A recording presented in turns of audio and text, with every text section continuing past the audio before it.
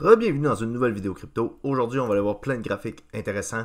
On va tout d'abord commencer ici avec un graphique qui nous montre les actifs en Bitcoin de donc Nayib Bukele avec le Salvador, donc le pays où Nayib Bukele est président. Et donc, il nous avait mentionné qu'ils achetaient un Bitcoin par jour. Je me souviens plus exactement quand. Mais je ne sais pas s'ils ont suivi leur cours d'achat de 1 Bitcoin par jour, mais je sais qu'il a fait plusieurs achats quand même.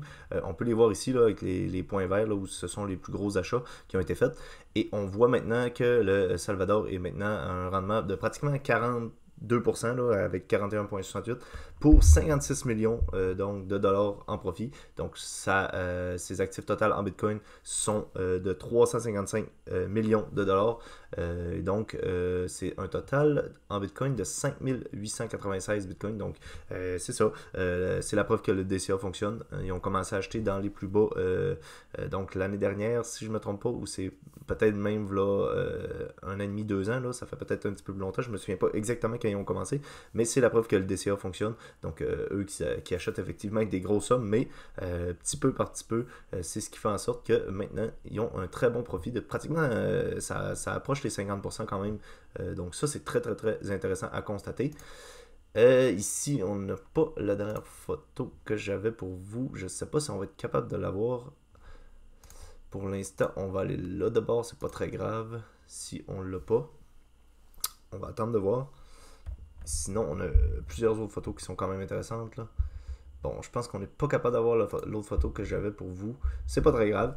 Ici, on a donc CryptoRover qui nous parle de la Global Liquidity, donc la courbe de la liquidité globale, la M2, donc qui est appelée M2.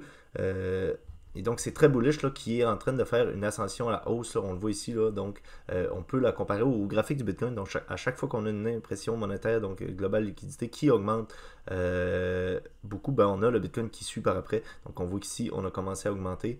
Et ici, ben, on a eu le Bitcoin qui a eu sa force d'extension, donc son bull run. Ici, on a eu une grosse force d'extension, on a eu le Bitcoin aussi, et on le voit là, lorsque ça augmente, on a le Bitcoin qui augmente. Et lorsqu'on est dans des phases plus basses, ben, on a le Bitcoin qui est dans ces bear markets là. Ici, par exemple, on était dans un bear market, les plus bas ici, bear market. Et là, on voit qu'on a notre phase d'extension, donc qui a été enclenchée mi-2024 environ. Et donc, on va avoir le Bitcoin qui va suivre par après. Parce que le Bitcoin ne part pas directement en même temps que ça, c'est décalé. Là. On voit qu'ici on augmentait, mais on a plus augmenté ici que la première partie ici. Même chose ici, on a plus augmenté ici que la première partie ici. Et là, on voit qu'on stagne un petit peu ici, comme les dernières fois, donc les deux précédents cycles. Donc ça, c'est très très très intéressant. Donc malheureusement, j'ai pas l'autre photo que je voulais vous montrer. C'est pas très grave là. Est-ce que je l'ai ici? Non, ça on va aller la voir tantôt, c'est pas très grave. Donc on va aller voir le Tao. Donc le Tao qui a fait une très très belle ascension dernièrement. Donc il y a eu des bonnes nouvelles pour le Tao. Mais je sais que je me souviens plus exactement où on a parlé du Tao. Mais je sais qu'il y a eu une grosse conférence où on a parlé de BitTensor Tao, donc ça a été très positif.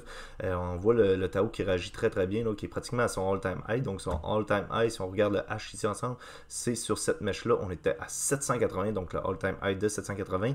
Et ici, on est venu chercher 670, donc on n'est plus très très loin là, du all-time high. Là. On est venu chercher pratiquement peut-être moins de 10%. Là. Bon, on est à 15% environ de l'all-time high, donc ça c'est super. Et on voit que depuis la mèche en bas là, on a quand même fait une belle ascension. On est environ pratiquement x3 là, presque. Donc on a fait 200%, donc x3 environ là, depuis le bas. Donc je ne sais pas si vous avez renforcé vos positions parce que je pense que le Tao, c'était la dernière fois qu'on allait le voir dans les zones de 200. Donc moi j'en ai pas racheté évidemment. Là, ma moyenne d'achat est au niveau de 58 là, à peu près ici. Là. Donc j'en ai pas racheté ici, sauf que je pense que, je vous en avais déjà parlé dans les précédentes vidéos, que lorsqu'on était ici, c'était des très très bonnes zones d'achat.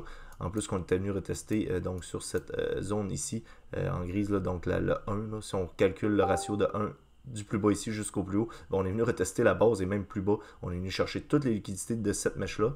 Donc on avait notre mèche ici en vert, et on est venu chercher toutes les liquidités, donc on est venu corriger le marché, et le train est reparti de plus belle. Ensuite, c'est ici le Total 3, donc le Total 3 qui, si on dézoome un petit peu, avait un très beau support ici avant de le casser à la baisse. Là. Donc on avait plusieurs mèches qui ont resté ici, là, en weekly même, on est en weekly, donc chaque bougie c'est une semaine, on avait plusieurs rebonds ici, on a fini par le casser, on est venu tester la zone en bas ici plusieurs fois, donc j'avais tracé ma ligne à partir de cette deuxième touche ici, je pense, et on voit qu'on a cette zone de support là depuis un petit bout. Là on stagne ici là-dedans, dans cette zone là, on pourrait se rallonger un petit peu celle-là. Vous allez voir que ça nous crée un genre de tunnel ici là, où on stagne à l'intérieur de ça. Et là, on vient toucher le haut, on vient retester le bas, on vient retoucher le haut, le bas, peu importe. Mais ce qui est intéressant avec ça, c'est la prochaine photo qu'on va voir ici ensemble. Donc ça, c'est le même graphique, donc, le Total 3. Et on voit qu'on est donc dans un bull flag qui est extrêmement bullish, un bull flag. C'est donc une consolidation à la baisse dans une grosse tendance haussière, et l'inverse serait très très bearish, donc une consolidation haussière dans une grosse tendance baissière. Donc on voit qu'on avait notre grosse tendance haussière ici, et là une consolidation à la baisse pour ensuite exploser à la hausse, et on voit qu'on est dans ce genre de canal descendant, donc le bull flag ici. On l'a cassé à la hausse avec cette bougie là, et on est en train de le retester. Donc on a cassé à la hausse, retest dessus, et ça c'est extrêmement bullish. En plus qu'on est sur un graphique ici en weekly, on a le croisement ici en bas qui commence à être fait, et donc ces croisements là sont hyper bullish. Donc lorsque la ligne bleue passe par dessus la ligne orange, c'est hyper bullish. Donc j'espère que cette vidéo là vous a plu, j'espère que vous accumulez tranquillement pas vite, parce qu'il ne nous reste pas grand temps je pense pour avoir des bonnes zones d'achat. Les altcoins sont encore dans un très bon temps. Selon moi, on peut accumuler quelques altcoins encore pendant peut-être une couple de semaines, voire une couple de mois, mais je pense que d'ici la fin 2024, début 2025, on devra avoir des prix qui vont être beaucoup plus hauts pour le bull run de 2025.